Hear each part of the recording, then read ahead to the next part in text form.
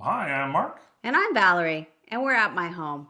So today we're going to take a look at the Wyze Switch. Here it is. It's in this really cute box. It's orange, my favorite color.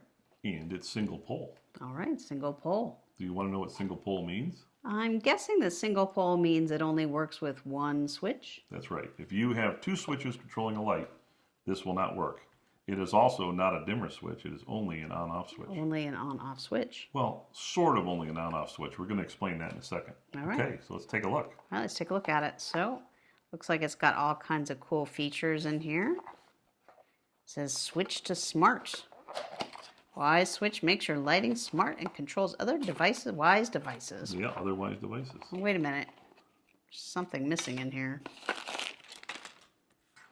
Yes, it's the switch that's missing. Oh, Do you know why? Because I already installed it in your office. that's cheating. Because one of the problems we had when we were doing this switch was, where do we have a single switch in the house? Yeah. So we found one in Valerie's office, and the really cool thing is her office has a smart ceiling light. That's what her switch controls, and I'm going to explain here why it matters. So, well, what else do we have in the box? Well, it looks like we have a quick start guide. Mm-hmm. And this looks like a, Yeah, if you have a single switch, you can use that as the wall plate. okay. Otherwise, you can use whatever wall plate you Oh, the currently side have. up. So there's a wall plate. And wire labels. Looks like you already used I these. use the wire labels. All right, that's nice.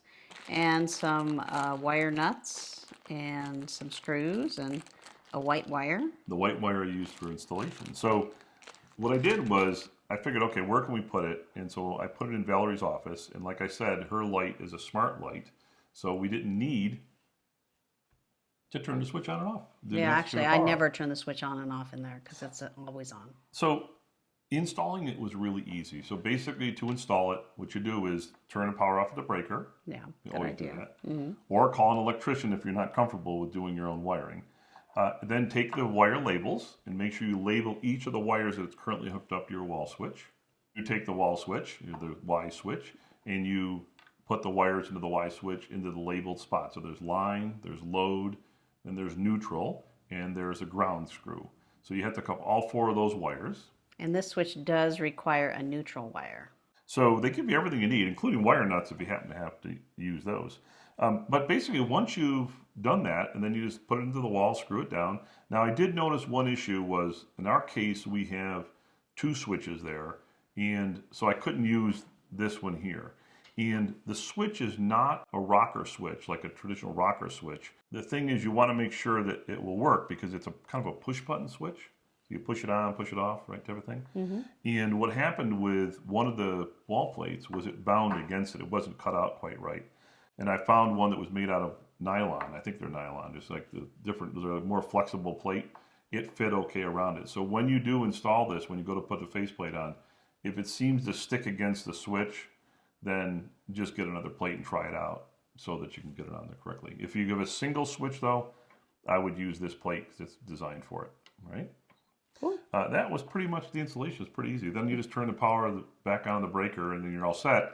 Then you have to go to the app and you have to go through the installation process, which is really easy. And you just basically go through, you press the plus key, and then you go through and add the device and you're all set. So what can I do with this switch, Mark? Well, so what's interesting about the switch is, and if you look here on the app, I've got the switch installed. If I click on the switch, right, It's it off. says off. Okay, we'll leave it off. And basically, the most important two things in this settings area is called single press and additional controls. All right. So what single press is, if you have a switch that controls a light and you just want to turn it on or off, they call that classic mode. You put the switch into classic mode here, and if you press the switch, it'll turn it on. If you press it again, it'll turn off the light. It'll actually, Wow. well, I know that sounds funny, but it's what it's doing is it's turning the power off the light and the power onto the light, Right. just like the regular switch would do. However, this is a smart switch. So it also has what's called smart control. So if you press the switch twice in a row or three times in a row, or press and hold the switch for like a second or two and let go, you can actually assign things for it to do in the app with other Wyze devices, like if you have light bulbs or whatever. Neat. Now, if you turn off the classic mode, right, and you say smart control, then what happens is because you turned off the thing to make it smart control, you can actually, even for the single button press, you can actually assign it some Wyze things to do things. So let me show you what I did instead of talking about it. So if you look here, we've got it's my nightstand in the Wyze Wyze Nightstand 16. 16. What a great name. Well, you know why the 16? Because that's the serial number on this on the bulb, because I can never figure out what I'm bulb glad goes there's a where. switch to turn it off, because Yeah. I'll never remember that. So basically now, if you do a single press on the switch, right, Mm-hmm. it'll actually toggle these lights. So one press will turn them on and the other press will turn them off. Well, what's going to happen to my light? What do you mean your light? My light in my office is going to do anything? Nothing's going to happen in your office because I have it in smart control. Oh. So you see, so that's the beauty of it. So now with a single press, it turns it on. There's a little light on the switch that shows it's on. Another press turns it off. So for example, that's neat. I can show you. I can actually show you from the app. Oh. So if we look at the app and go back to the main screen, I have the switch here, and then I have both of our lights on our nightstands in a room, right? Mm-hmm. So if I sit here and I say, right now they're all off, Right. if I click on, what's going to happen is it's going to turn on both those switches.